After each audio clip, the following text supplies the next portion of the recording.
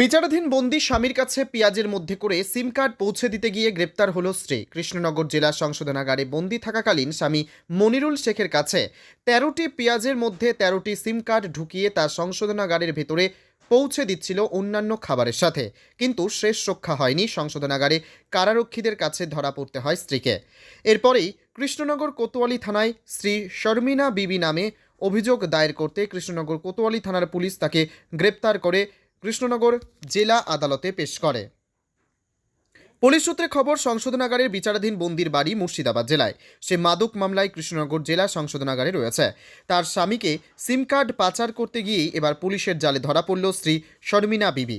ঠিক কী কারণে এই সিম কার্ডগুলো সংশোধনাগারের ভেতরে পাচার করছিল তার তদন্ত শুরু করেছে কৃষ্ণনগর কোতোয়ালি থানার পুলিশ।